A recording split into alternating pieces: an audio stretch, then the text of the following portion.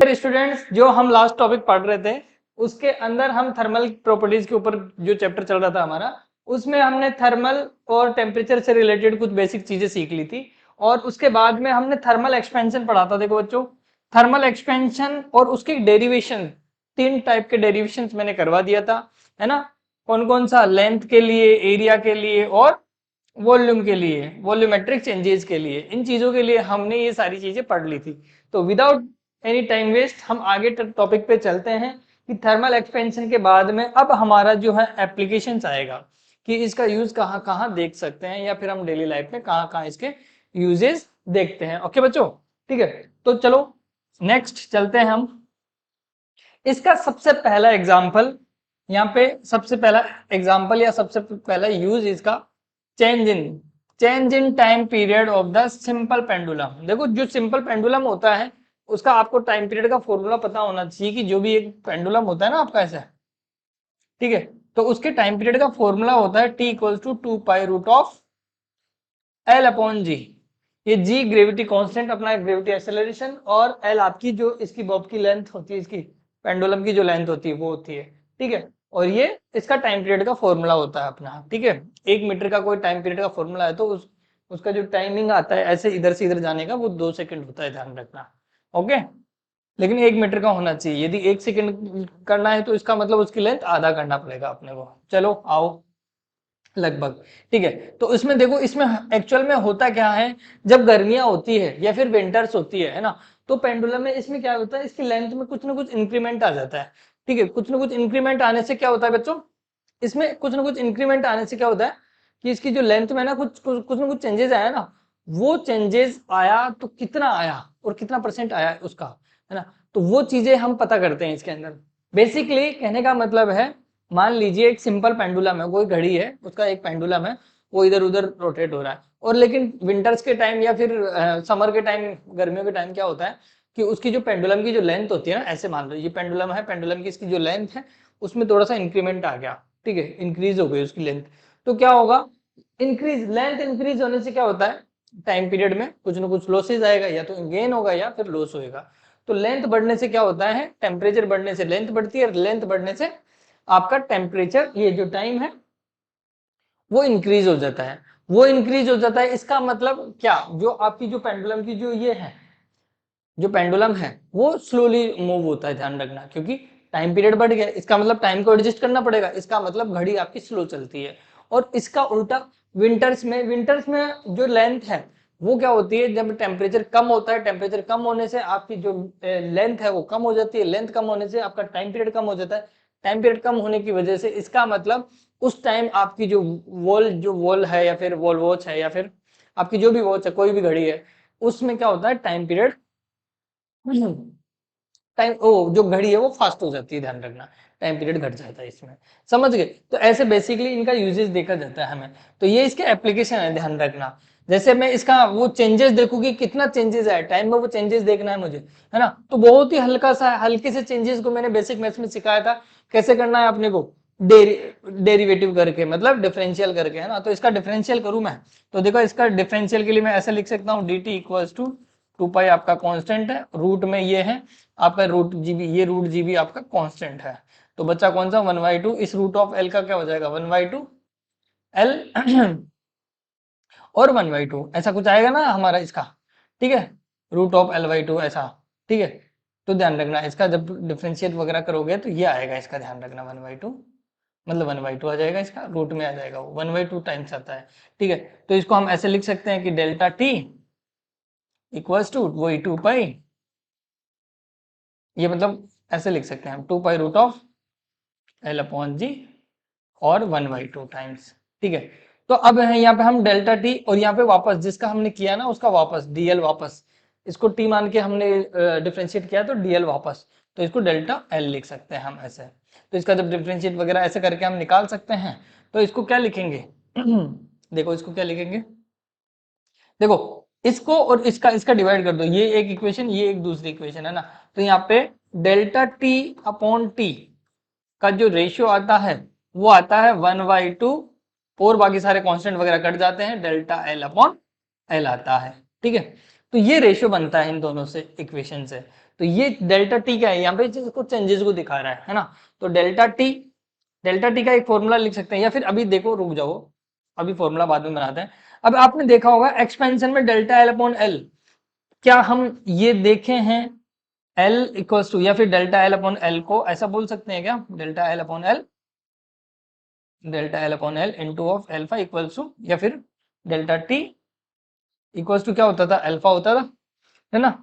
और ये टी क्या है, यहाँ पे थीटा लिख लेते हैं, ये थीटा क्या है, टेम्परेचर डिफरेंस, ध्यान रखना अल्फा की लैंग्वेज वहां पे यही थी, ध्यान रखना, है ना। तो डेल्टा एल अपॉन एल की वैल्यू निकाल सकते हैं हम यहाँ से। देखो डेल्टा एल अपॉन एल को क्या लिख सकते हैं, डेल्टा एल अपॉन एल को क्या लिख सकते हैं भाई, ये इधर गया तो अल्फा डेल्टा टी लिख सकते हैं, डी थीटा, ठीक है। डेल्टा थीटा का मतलब टेम्परेचर में डिफरेंस, यहाँ पे टी टाइम पीरियड है और यहाँ पे टेम्परेचर को मैं थीटा ले रहा हूँ क्योंकि कंफ्यूज ना होता कि तुम, ठीक है। तो ये 1/2 और क्या है अल्फा डेल्टा थीटा, ठीक है। तो यहाँ से क्या आया भाई ये, तो देखो यहाँ से आया delta T equals to half of alpha delta theta dot T. तो यहाँ पे ये डेल्टा थीटा टेम्परेचर डिफरेंस है, ध्यान रखना, और ये टी आपका टाइम पीरियड है, ठीक है। तो ये फॉर्मूला बन के आता है।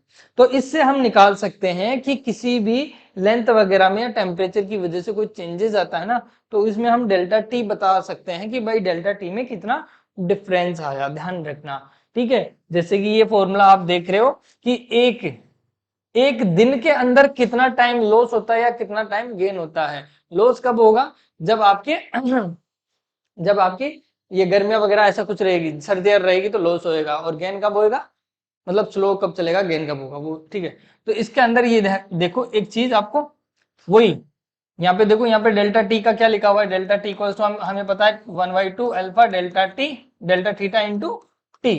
तो यहाँ पे टी टाइम पीरियड, अब वो बोल रहा है इन ए वन डे, एक दिन में, एक दिन का मतलब यहाँ पे एक दिन वाला टाइम रख दो। देखो 1/2 अल्फा डेल्टा टी, ये तो रख ही दिया, डेल्टा थीटा यहाँ पे टेम्परेचर डिफरेंस है, और एक दिन में 86400 सेकेंड्स होती है, आपको पता है, मल्टीप्लाई कर लेना, कितने होते हैं 24 आवर्स आते हैं, 24 आवर्स को 60 मिनट से मल्टीप्लाई करो और फिर 60 सेकंड से मल्टीप्लाई करो, तो आपको नंबर ये मिलेगा, तो इतनी सेकंड, तो आपकी ओवरऑल सेकंड्स आपको पता चल जाएगी, है ना। तो ऐसे कभी कभी वो टाइम गेन देता है, तो आपको ध्यान रखना है कि यहाँ पे टी टाइम पूछ सकता है, वो एक दिन की जगह 1 घंटे का भी पूछ सकता है। तो 1 घंटे में कितनी सेकंड्स होती है, 1 × 60 3600 सेकंड्स यहाँ पे पुट करना है आपको, ठीक है बच्चों, ऐसे पता करना है आपको, ओके। और इसमें ध्यान रखना ये लीनियर एक्सपेंशन होता है, तो लीनियर एक्सपेंशन एक इनवोर, ये एक मटेरियल है, ऐसा है, एक अलॉय है, ध्यान रखना आयरन का एक अलॉय है जिसमें निकल और आयरन दोनों का मिक्सचर होता है। तो ये इनवोर एक ऐसा मटेरियल है जो कि गर्मियों में या सर्दियों में उसका टेम्परेचर की वजह से कोई ज्यादा इफेक्ट नहीं आता, इसलिए इस टाइप के पेंडुलम में यूज किया जाता है, पेंडुलम बनाने के टाइप में यूज लिया जाता है, ध्यान रखना। तो इनवोर एक अलॉय है आयरन का, और आयरन में क्या, आयरन और निकल का मिक्सचर होता है, उसका अलॉय है ये इनवोर, ठीक है। तो ये छोटी सी इंफॉर्मेशन। चलो भाई, जो ऑल टाइम ध्यान रखना सभी सीजन में एक जैसा होता है, उस पर कोई फर्क नहीं पड़ता, टाइम में कोई लॉस गेन नहीं होता, ओके। आओ भाई एक क्वेश्चन कर लेते हैं, इस पे एक क्वेश्चन करते हैं। तो इसमें देखो एक बोल रहा है, एक पेंडुलम है, क्लॉक है उसकी, और एक आयरन रॉड से कनेक्टेड है, वेरी हैवी बॉब, उसकी वेरी हैवी बॉब है, design to keep the correct time to 20 degree centigrade. तो ये देखो टाइम है ये, ठीक है। इस टाइम पे कुछ टाइम देखा गया है, हाउ फास्ट और स्लो, कितना फास्ट और स्लो हुआ वो इन 20 आवर्स। तो ये टाइम दे दिया आपको कि इतने टाइम में कितना हुआ, और 24 आवर्स कब, 40 डिग्री पे, ध्यान रखना। मान लो जीरो, सुबह के 12 बजे या फिर किसी भी टाइम पे 20 डिग्री टेम्परेचर था, ठीक है, और उसकी कुछ बॉब है, एक हैवी बॉब लगा हुआ है किसी पेंडुलम में, और 24 घंटे बाद में, 24 घंटे में टेम्परेचर में डिफरेंस कितना है, 40 तक पहुंच गया टेम्परेचर आपका, है ना। तो आपको बताना है कि वो कितना फास्ट हुआ और कितना स्लो हुआ। तो ये लो भाई, इसमें क्या दिक्कत है, देखो आपको पता है डेल्टा टी का फॉर्मूला क्या था यहाँ पे, 1/2 alpha delta T into theta into T. तो ये क्या था भाई, ये था change in change in temperature, है ना, और ये क्या था यहाँ पे, टाइम, ठीक है। क्या यहाँ पे टाइम, टेम्परेचर डिफरेंस और अल्फा तीनों चीजें आपको गिवन है, तो वो चीजें आप वैल्यूज इसमें पुट कर दीजिए, आपका आंसर आ जाएगा। अल्फा है अपना थर्मल कोफिशिएंट, थर्मल कोफिशिएंट यहाँ पे दे रखा है कि अल्फा की वैल्यू 1.2 इंटू 10 की पावर -6 दे रखा है आपको, ठीक है। और ये सेंटीग्रेड में ही दे रखा होगा, सेंटीग्रेड इनवर्स में, ठीक है ये, अदरवाइज ये केल्विन में है तो टेम्परेचर चेंज करना पड़ेगा, लेकिन ये सेंटीग्रेड में ये अल्फा आपका। थीटा कितना है, थीटा मतलब change in temperature, change in temperature 20 और 40, तो डिफरेंस कितना आया भाई 20 डिग्री का, तो 20 डिग्री ये लो भाई हमने रख दिया, ठीक है।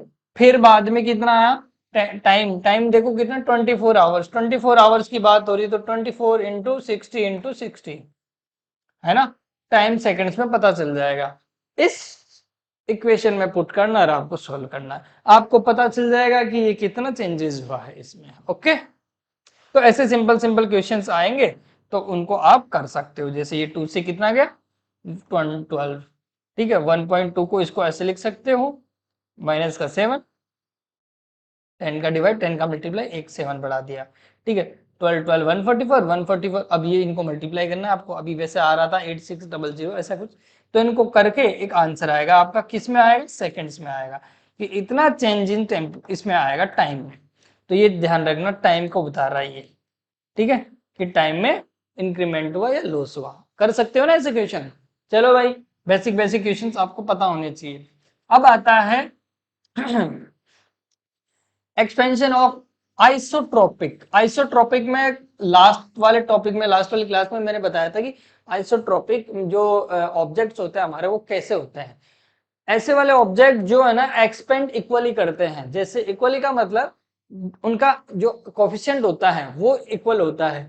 मान लीजिए यहाँ पे 3D बॉडी होती है, आइसोट्रोपिक का मैं वापस एक बार रिपीट कर देता हूँ कि ऐसे एक बॉडी है हमारी, ठीक है, और यहाँ पे ये L है और ये B है और ये H है, ठीक है। तो यहाँ पे अल्फा X, अल्फा Y और अल्फा Z, इसके जो एक्सपेंड होने के जो कोफिशिएंट है हर डायरेक्शन में, ठीक है, अल्फा एक्स अल्फा जेड, है ना, तो वो सभी इक्वल होते हैं। और वहां पे हमने लिखा था gamma equal to 3 alpha, 3 alpha क्यों, क्योंकि अल्फा अल्फा एक्स वाई और जेड तीनों एक जैसे होते हैं, ठीक है, क्योंकि अल्फा एक्स और वाई और अल्फा जेड तीनों की तीनों क्या होते हैं, अल्फा होते हैं, मतलब चेंजेस नहीं होते इनमें, अल्फा अल्फा ही रहता है। इसका मतलब है कि 3 डायमेंशन में 1 2 डी तीनों डायमेंशन इक्वली, और या फिर हम बोल सकते हैं इनके थर्मल कोएफिशिएंट एक जैसे होते हैं, है ना। तो ऐसे मटेरियल्स को क्या बोलते हैं, आइसोट्रोपिक। आइसोट्रोपिक का मतलब अल्फा उसमें चेंज नहीं होने वाला, सभी डायरेक्शन के लिए इक्वल होता है और इक्वली एक्सपेंड होता है, ओके। तो अब इसी का यहाँ पे एक एग्जाम्पल देखें हम, तो कभी कभी हमारे पास ऐसे क्वेश्चंस आ जाते हैं भाई, इस ऐसा कोई ऑब्जेक्ट है और उसके अंदर कोई कैविटी काट लिया है ना, तो कैविटी काट लिया है तो आप उसका उसमें पूछता है वो कि बताइए इसमें क्या होना चाहिए क्या नहीं होना चाहिए, ठीक है। तो हमें एक तरह से ऐसा होना चाहिए, देखो जब भी, क्योंकि ये है आइसोट्रोपिक मटेरियल, तो आइसोट्रोपिक मटेरियल में ना तुम बोलोगे ये एक्सपेंड करेगा तो इसमें सर बी भी एक्सपेंड होगा और ए भी एक्सपेंड होगा, है ना, और ये अंदर जो रेडियस है वो कम होनी चाहिए क्योंकि वो भी एक्सपेंड होनी चाहिए, लेकिन एक्चुअल में ऐसा नहीं होता है, ध्यान रखना। अंदर जो केविटी आपने काटी है वो उसका कोई भी इसमें रोल नहीं होता है, ध्यान रखना। क्यों, क्योंकि ये आइसोट्रोपिक होता है, इसमें ध्यान रखना। तो इसमें इसी में ज्यादा एक्सचेंज चेंजेस आता है, इसमें कोई फर्क नहीं पड़ता, वो वैसा का वैसा ही रहता है, मतलब इसमें चेंज होएगा तो ये भी एक्सपेंड ही करेगा, मतलब ये ऐसा नहीं कि सिकुड़ेगा ये, ठीक है। ऐसा होता है आइसोट्रोपिक मटेरियल्स में, है ना। जैसे इसके अंदर है ना ए और बी ओनली सिंपल नॉर्मल है, तो इसको हम हीट वगैरह कुछ दे, टेम्परेचर इसका चेंज करे तो ये एक्सपेंड होगा, एक्सपेंड होगा तो इसमें एक्सपेंशन ए और बी में आएगा ना, बीच में कुछ नहीं आएगा, तो इसमें बीच में कुछ नहीं आता, ध्यान रखना, ये भी एक्सपेंड ही करेगा, ओके। लाइक जैसे एक एग्जांपल से समझते हैं, यहाँ पे एक एग्जांपल है आपके पास में और वो बोल रहा है कि एक सर्कुलर, एक इस टाइप की एक सर्कुलर एक कैविटी काट लेते हैं, ठीक है, एक कैविटी एक कैविटी काट लिया है इसने, ये देखो ये कैविटी कैविटी काट लिया यहाँ पे, है ना, और ये एक मेटल से बना हुआ था जिसकी डायमेंशंस ए बी ऐसे दे रखी थी और इसका डायमीटर जो सी है वो दे रखा है, ठीक है। तो यहाँ पे देखो ये डायमीटर है सी, यहाँ से इसकी डिस्टेंस डी दे रखी है और ये बी दे रखी है, ए दे रखी है। तो इसमें पूछ रहा है वो कि बताइए कौन सी डायमेंशन इंक्रीज्ड होगी, ठीक है, इस डायग्राम के अंदर, कि ए डायमेंशन एक्सपेंड होगी, ए होगी, बी होगी, सी होगी या डी होगी। भाई ये भी होगी, ये भी होगी, और ये भी होगी, और ये भी होगी। ये होना चाहिए, ये भी होना चाहिए, ये भी होना चाहिए, ये भी होना चाहिए। ये नहीं होना चाहिए और ये भी नहीं होना चाहिए। ये होना चाहिए बट ये नहीं होना चाहिए। ऐसे आपके पास ऑप्शन आ जाए तो आप क्या करोगे? मान लो ऐसे 3 ऑप्शन दे दिए आपको, भाई बताओ इसमें ए बी सी डी में कौन सी इंक्रीज करेगी, कौन सी इंक्रीज नहीं करेगी। पहला वाला ऑप्शन है आपका ए, कि इसमें सारी एक्सपेंड करेगी, है ना, सभी एक्सपेंड होंगे। और इसके अंदर है भाई ओनली ए और बी एक्सपेंड होंगे, सी और डी नहीं होंगे, है ना। और इस वाले में है भाई ये दोनों एक्सपेंड करेंगे लेकिन ये तीनों एक्सपेंड करेंगे लेकिन डी एक्सपेंड नहीं करेगा, है ना। और तीसरे में हो सकता है भाई ये कोई से भी वो एक्सपेंड नहीं करेंगे। ऐसे ऑप्शन हो सकते हैं, तो कौन सा ऑप्शन आपके लिए ठीक रहेगा? देखो इसमें वही, ये कौन सा है भाई, आइसोट्रोपिक मटेरियल है, ध्यान रखना। इसमें जो भी मटेरियल है वो आइसोट्रोपिक मटेरियल है, ध्यान रखना। इसका मतलब है, इसमें बताया नहीं है बट ध्यान रखना, आइसोट्रोपिक मटेरियल है। तो आइसोट्रोपिक मटेरियल के अंदर ऐसा ही होता है, ध्यान रखना कि ये इसमें जो इसका इफेक्ट है वो ऐसा नहीं कि सिकुड़ेगा, डिक्रीज होएगा, डिक्रीज नहीं होएगा। ये भी क्या होएगा, इंक्रीज ही होएगा, ध्यान रखना। ये भी इंक्रीज होएगा और वो बी और ए सब इंक्रीज होंगे। इसका मतलब है जो आपका जो करेक्ट आंसर होगा ना वो क्या होगा, आपका ए होगा, ध्यान रखना। ए भी इंक्रीज होगा, बी भी होगा, सी भी होगा, डी भी होगा। ऐसा नहीं है कि सी सिकुड़ जाएगा या फिर कंप्रेस्ड हो जाएगा, कंप्रेस नहीं होता, एक्सपेंड भी होता है वो भी, ठीक है। तो ऐसी कैविटी वाले क्वेश्चंस कभी भी आए तो ध्यान रखना आप, ये इंक्रीज ही होता है। चलो भाई नेक्स्ट, अब इसका देखते हैं हम थर्मल स्ट्रेस के अकॉर्डिंग। थर्मल स्ट्रेस में क्या होता है एक्चुअल में, कि हमारी दो, जैसे हमें ये तो पता चल गया कि सर टेम्परेचर देने से क्या होता है, लेंथ में कुछ ना कुछ एक्सपेंशन होता है। अब वो हो सकता है कि वॉल्यूमेट्रिक हो, एरियल हो या फिर लीनियर हो। तो जैसे एक रोड है, यहाँ पे एक रोड है ऐसे, और ऐसे दोनों के बीच में ना ऐसे लगा दिया मैंने, और उसको अब टेम्परेचर देना स्टार्ट हुआ तो क्या होगा, ठीक है। तो आपको पता है भाई, हाँ, और वो रिजिड वॉल है दोनों साइड में। तो आपको ये तो पता है कि इसमें क्या हो रहा है एक्चुअल में, इसमें जैसे हमने टेम्परेचर दिया और टेम्परेचर इंक्रीज किया तो ये क्या करेगी, एक्सपेंड होने की ट्राई करेगी। एक्सपेंड होने का ट्राई होगा तो इसका मतलब है कि ये जो इसका एरिया है ना, यहाँ पे जो डायमीटर वाला एरिया है, एक तरह से अभी ये वॉल्स नहीं होती, एक तरफ वॉल होती है एक तरफ वॉल नहीं होती, तो वो एक डायरेक्शन में एक्सपेंड कर देता, ठीक है, क्योंकि इधर तो कुछ है ही नहीं, कोई प्रेशर लगेगा ही नहीं, है ना। लेकिन ये फिक्स्ड है, तो फिक्स्ड है तो इसके जो इसका एरिया है ना, जितना जितने एरिया पे, उस पर एक तरह से एक फोर्स लगना स्टार्ट हो जाएगा।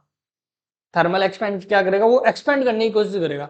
मतलब ये क्या करेगा, एक्सपेंड होगा ना, तो इस दीवार पे दोनों पे फोर्स लगाना स्टार्ट कर देगा, ठीक है। उसी को बोल रहे हैं हम स्ट्रेस। ध्यान रखना कि कितना स्ट्रेस डेवलप हुआ हमारे टेम्परेचर इंक्रीज से। तो थर्मल स्ट्रेस मतलब टेम्परेचर को इंक्रीज करने से जो स्ट्रेस डेवलप हुआ हमारा, वो वाला टॉपिक है, ध्यान रखना ये। तो हमने देखा, देखो स्ट्रेन क्या होता है, स्ट्रेन होता है हमारा delta L upon L, delta L upon L, ठीक है। इसका मतलब क्या होता है कि कितना लेंथ में इंक्रीमेंट हुआ और ओरिजिनल लेंथ क्या है, उन दोनों का रेशियो होता है स्ट्रेन, है ना। ये हम मॉडुलस ऑफ इलास्टिसिटी वाले चैप्टर में पढ़ लिए हैं ऑलरेडी, ठीक है। तो ये ध्यान रखना ये। तो स्ट्रेन, तो थर्मल स्ट्रेन क्या होता है भाई, थर्मल स्ट्रेन वही डेल्टा एल अपॉन एल। और डेल्टा एल अपॉन एल की वैल्यू आपको ये ऑलरेडी पता है कि अभी अभी कर भी रहते हम, है ना, कि अल्फा डेल्टा टी होता है, वहां पे थीटा ले रहे थे हम, तो यहाँ पे टी ले लो आप, कोई दिक्कत नहीं है, टाइम पीरियड नहीं आ रहा है यहाँ पे ना। यहाँ पे डेल्टा टी का मतलब क्या है, temperature difference, change in temperature difference, ठीक है। तो आपका थर्मल स्ट्रेस ये है। और आपको ये पता होना चाहिए कि स्ट्रेन और स्ट्रेस में एक रिलेशन होता है जिसको मॉडुलस यंग से भी रिप्रेजेंट करते हैं, कि y इक्वल्स टू क्या होता है, स्ट्रेस अपॉन स्ट्रेन, ठीक है, स्ट्रेस अपॉन स्ट्रेन। तो यहाँ से स्ट्रेस काउंट करूंगा तो क्या करूंगा, मैं स्ट्रेन को y से मल्टीप्लाई कर दूंगा, y है मॉडुलस ऑफ रेजिस्टिविटी, है ना। तो ये देखो यहाँ पे लिखा हुआ y क्या है, मॉडुलस, यंग्स मॉडुलस है ना। तो यंग मॉडुलस से मैं स्ट्रेन को मल्टीप्लाई कर दूंगा तो मेरा स्ट्रेस आ जाएगा। तो स्ट्रेस का फॉर्मूला क्या हुआ, y इंटू ये जो भी स्ट्रेन है, और स्ट्रेन को क्या लिख सकते हैं, alpha delta T, alpha delta T. तो इसका मतलब आपके पास एक स्ट्रेस मिल गया आपको कि ये स्ट्रेस डलेगा सर, यहाँ पे जो भी फोर्स लगेगा वो इतना फोर्स लगेगा, ध्यान रखना, ठीक है। अब जैसे जितने एरिया, अब यहाँ पे क्या है भाई, एरिया है ना, यहाँ पे ये एरिया है, ध्यान रखना ये ए है ना। तो इसका मतलब है हम लेंथ से थोड़ी मल्टीप्लाई करेंगे, उसके एरिया से मल्टीप्लाई करेंगे, ठीक है। अब देखो वैसे स्ट्रेस का जो स्ट्रेस का फॉर्मूला होता है ना, स्ट्रेस फोर्स अपॉन एरिया है ना, तो ए से मल्टीप्लाई कर दो उसके स्ट्रेस को, तो ये फोर्स पता चल जाएगा। और उस फोर्स के बारे में हम पूछ रहे हैं कि कितना फोर्स लगेगा थर्मल एक्सपेंशन की वजह से। तो मैं यहाँ पे y से देखो F इक्वल टू ये करूंगा तो y, ये जो a है वो स्ट्रेस से मल्टीप्लाई हो जाएगा, और स्ट्रेस का फॉर्मूला मैंने ऑलरेडी कर लिया है। तो मेरा फाइनल फॉर्मूला कैसा निकल के आएगा, ऐसा y a कहां से आया, मल्टीप्लाई कर दिया स्ट्रेस को मैंने, ठीक है। तो y कहां से आया, ये F equal to y a alpha delta t, ठीक है, क्योंकि स्ट्रेस क्या था मेरा, अल्फा डेल्टा t आ गया था यहां से, y into alpha delta T. तो फोर्स का जो मेरा फॉर्मूला आया है वो यहाँ से वो ये आया, ए मल्टीप्लाई कर दो इससे, तो वाई ए अल्फा डेल्टा टी। इसका मतलब ये है आपका फोर्स, ध्यान रखना। इतना फोर्स दोनों बीच में, जो दोनों रिजिड बॉडी है या फिर रिजिड वॉल के बीच में जो आपकी रोड फंसी हुई है, उसको टेम्परेचर बढ़ाने पे जो एक्सपेंड हो रही होगी, या जो दोनों वॉल्स पे क्या कर रही होगी, जो फोर्स लगा रही होगी, ये रोड इन वॉलों पे जो फोर्स लगा रही होगी, उस फोर्स का फॉर्मूला ये आता है, ध्यान रखना।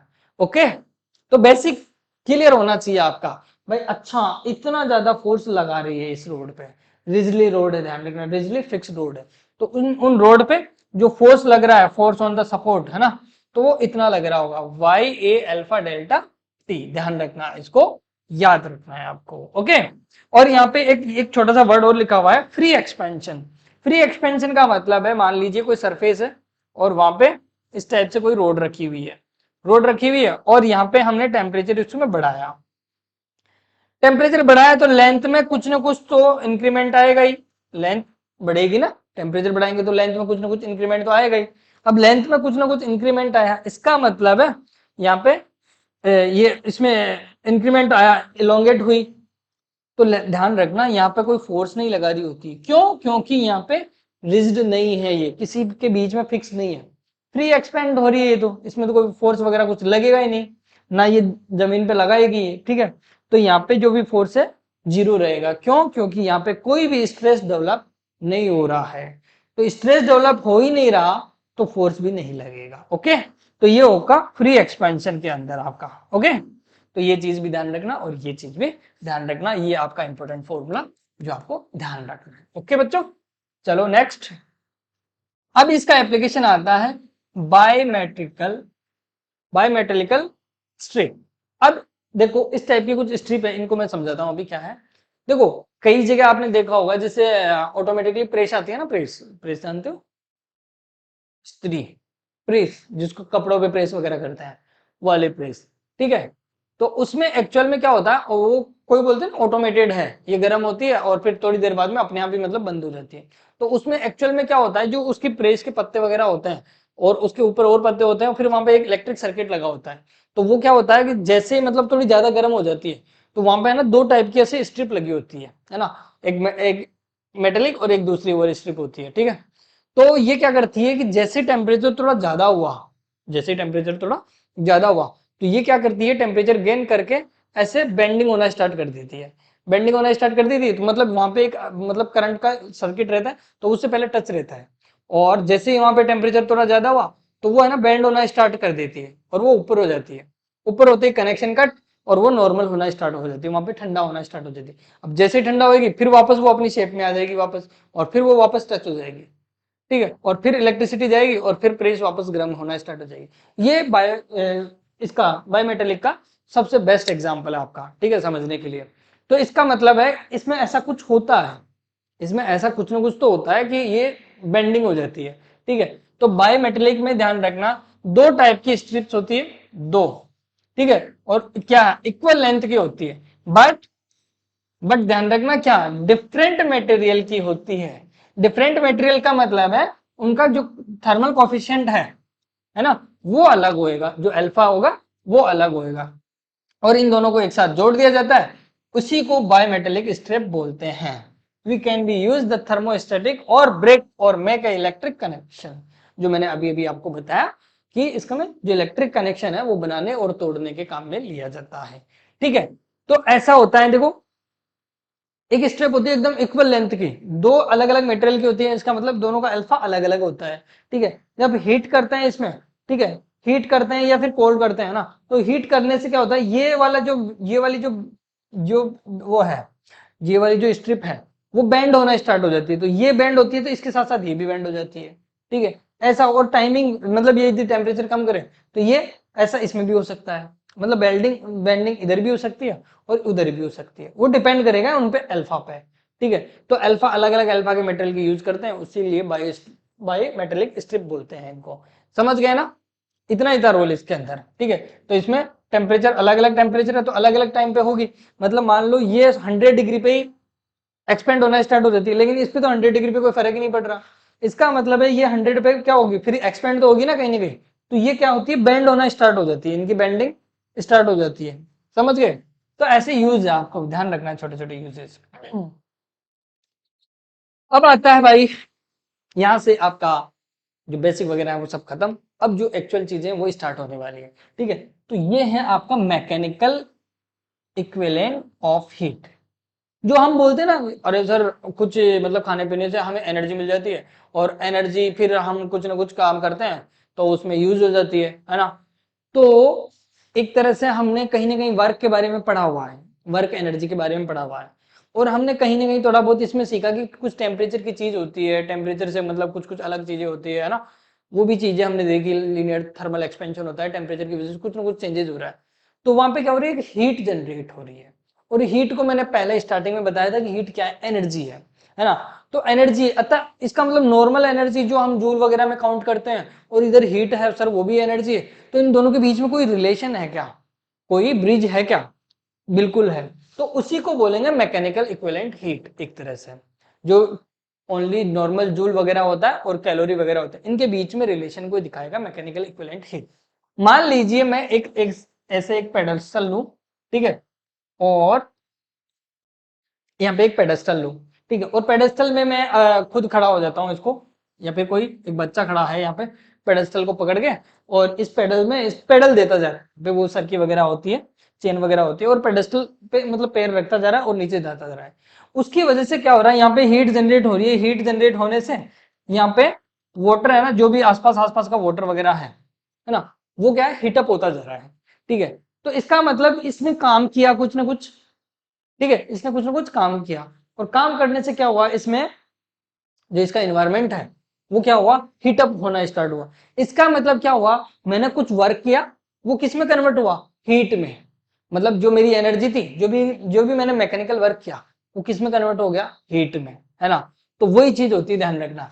तो इसका मतलब ये इसके ऊपर डिपेंड होता है, और कभी कभी क्या होता है कि जैसे कोई पिस्टन होता है, मान लो ऐसा पिस्टन है ना, और यहाँ पे ये पिस्टन लगा हुआ है बाहर, यहाँ पे केमिकल वगैरह भरा हुआ है, मैंने इसको क्या है, स्पार्क दिया, मतलब हीट दी, हीट देने से ये पिस्टन आगे पीछे हुआ ना, तो इसमें उल्टा भी होता है, हीट देने से भी वर्क होता है और वर्क करने से भी हीट जनरेट होती है ना, तो इन दोनों के बीच में ही आपका मैकेनिकल हीट इक्विवेलेंट आया है। इसका मतलब अकॉर्डिंग टू जूल, ठीक है, हम क्या वर्क किस में कन्वर्ट हो सकता है, हीट में, और इसका वाइस वर्सा भी। समझ गए भाई, हम हीट को वर्क में कर सकते हैं, वर्क को हीट में कन्वर्ट कर सकते हैं, इसका उल्टा भी होता है, ध्यान रखना, और जो हमारा वर्क है वो प्रोपोर्शनल होता है किसके, हीट के, क्यों, हीट को रिप्रेजेंट कर रही है डब्ल्यू वर्क को, है ना, और इसका जब कोफिशिएंट लेते हैं हम तो जे ले लेते हैं, क्यू इक्वल टू, ये डब्ल्यू इक्वल टू क्यू जे, तो ये जे जो है वो आपका है मैकेनिकल इक्विवेलेंट, मैकेनिकल इक्विवेलेंट, समझ गए, ये है। अब ये देखो, ये तो जूल में है, ठीक है, ये तो जूल में है, और ये जे से इसको रिप्रेजेंट करते हैं, कभी एच से भी कर देते हैं, ठीक है, ये जे है, और ये किस में है, कैलोरी में है, ठीक है, तो ये ही रिप्रेजेंट होता है, ध्यान रखना, मतलब इसको जे का जब फॉर्मूला बनाते हैं ना हम, तो यही बोलते हैं क्यू डब्ल्यू अपॉन क्यू, तो इसका जो रेशियो होता है वही मैकेनिकल हीट इक्विवेलेंट होता है हमारा। ये इक्विवेलेंट है, ये कांस्टेंट है एक तरह से। तो ये कांस्टेंट हमारा वर्क अपॉन हीट को ही रिप्रेजेंट करता है, ध्यान रखना, और इन्हीं के बीच में एक रिलेशन बनाता है। ओके,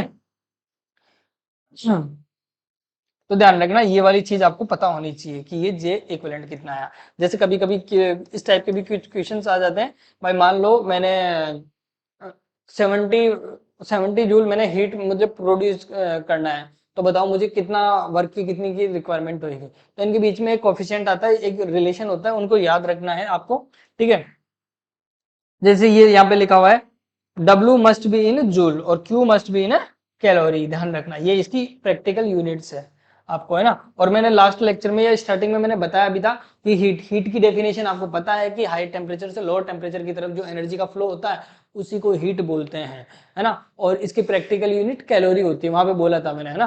तो यही चीज है, ध्यान रखना। यहाँ पे भी ध्यान रखना 1 kilo calorie, 1 calorie equals to, ऐसे बोल सकते हो 1 कैलोरी इक्वल्स टू 4.186 जूल होता है, ऐसे याद रख सकते हो आप, ध्यान रखना, ठीक है।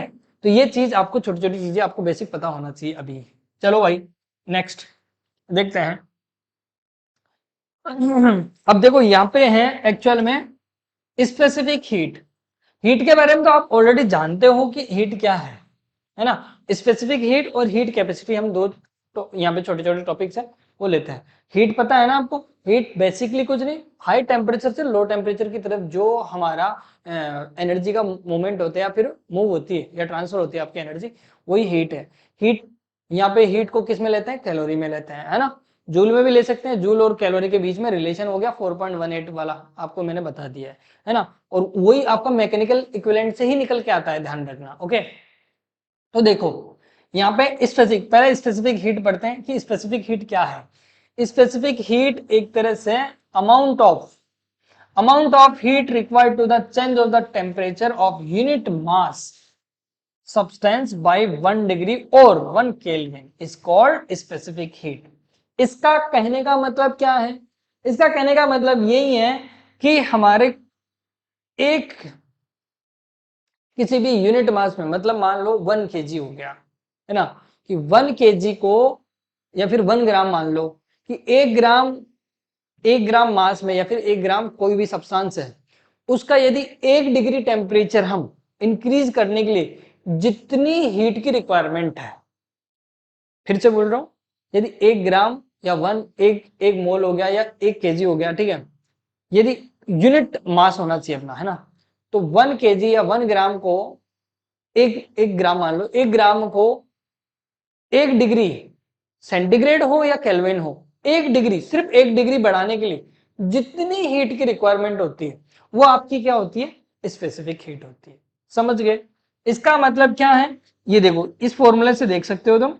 क्यों? अब देखो वहां पे क्या था, इस वाले जो जो कॉन्सेप्ट पढ़ा था ना हमने, उसमें ध्यान रखना जो हीट होती है ना, जो हीट होती है, हीट ध्यान रखना मास पे डिपेंड करती है, ठीक है, और टेम्परेचर पे, कि कितना तो मास है और कितना टेम्परेचर पहले और अब डिफरेंस है, कितना मास उसमें टेम्परेचर में डिफरेंस है। जब इन दोनों को कोफिशिएंट को एक साथ करते हैं ना, तो यहाँ पे लेते हैं कोफिशिएंट ले लेते हैं, इसके साथ कांस्टेंट ले लेते हैं, तो Q equals to M S delta T.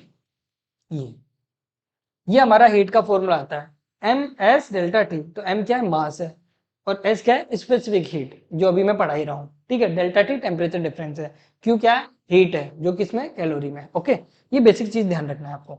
चलो इसमें आपको पता है कि Q इक्वल्स टू क्या होता है, एम एस डेल्टा टी, ठीक है।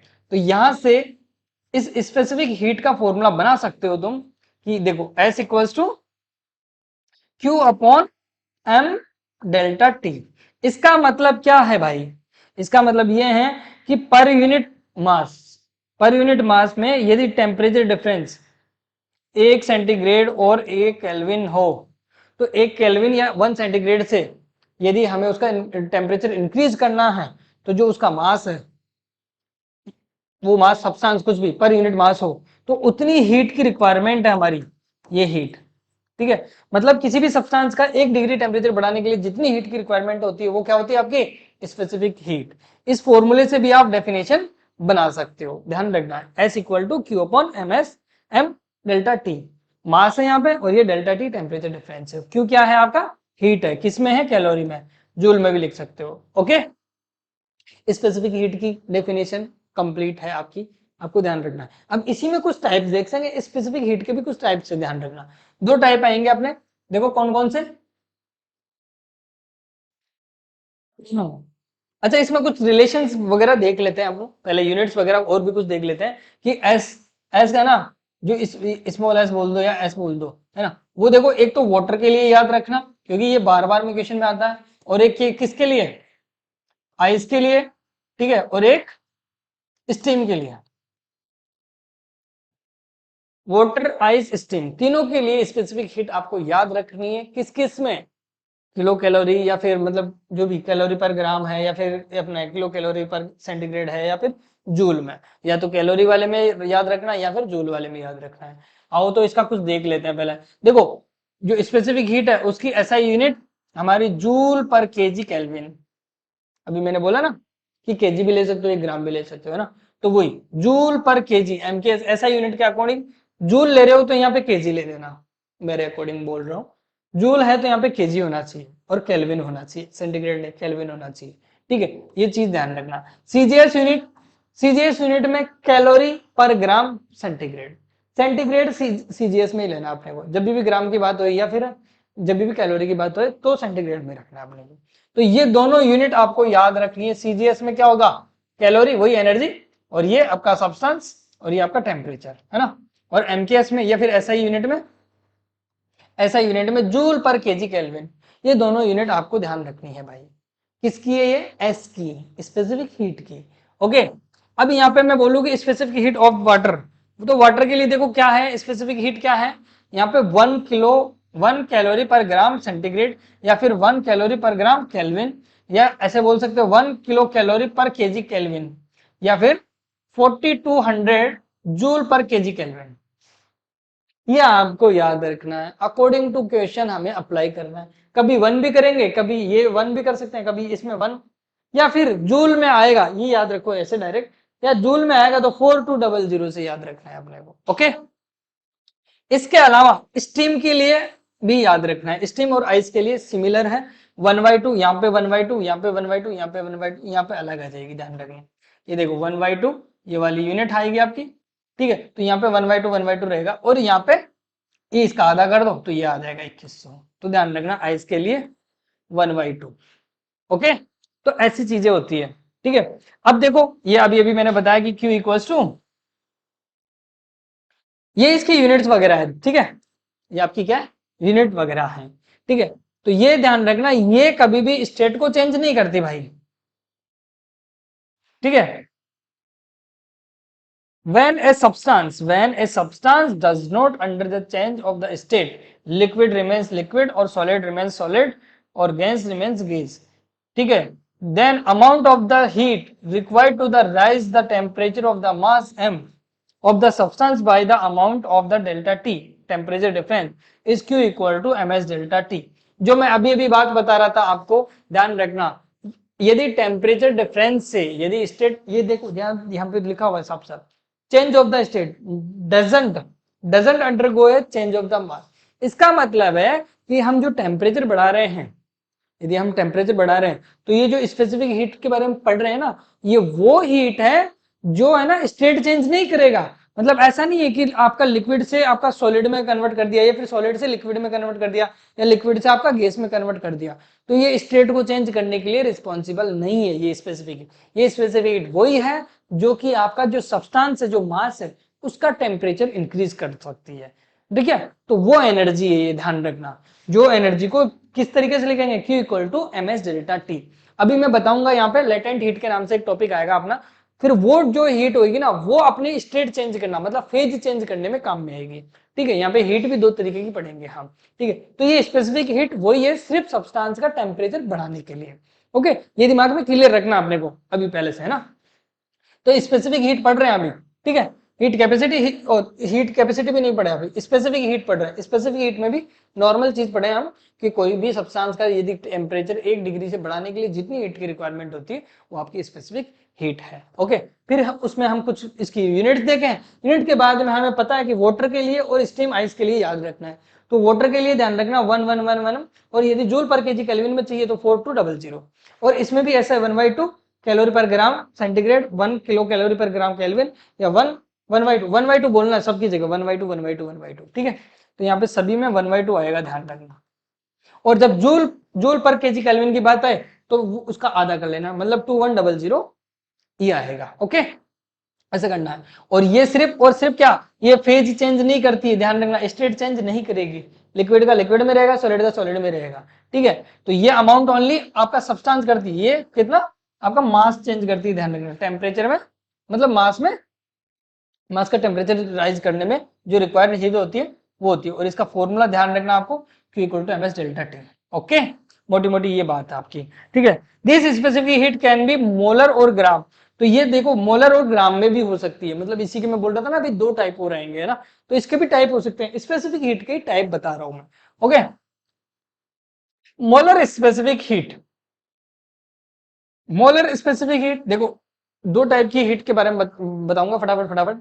अभी मैं क्या बोल रहा था कि किसी सब्सटेंस मतलब किसी मास का 1 डिग्री टेम्परेचर बढ़ाने के लिए, तो बस उसी की एक थोड़ी सी लैंग्वेज चेंज करना है अपने को कि यहाँ पे 1 मोल का, यदि 1 मोल ऑफ सब्सटेंस का हमें 1 डिग्री या 1 केल्विन से हमें यदि उसका टेम्परेचर चेंज करना है तो जितनी हीट की रिक्वायरमेंट होगी वो क्या होगी हमारी मोलर स्पेसिफिक हीट। ध्यान रखना, जैसे हमने क्या लिखा था यहाँ पे S इक्वल टू क्या लिखा था, Q/m small m into delta T, ये लिखा था ना यहाँ पे। तो यहाँ पे ध्यान रखना, यहाँ पे मोल आएगा एक तरह से, पर मोल, इसका मतलब पर मोल मतलब capital M upon small m, तभी तो लिख पाएंगे उसको S equal to Q/n into delta T.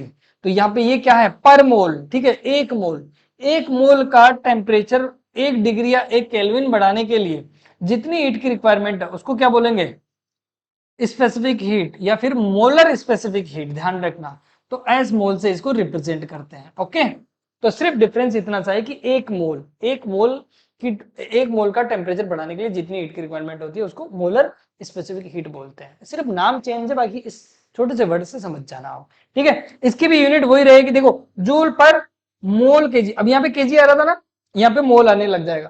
देखो जूल पर मोल केल्विन, जूल पर मोल सेंटीग्रेड, या फिर सीजीएस में देखो तो कैलोरी पर मोल सेंटीग्रेड। ओके, सेम चीज है वही इसी का।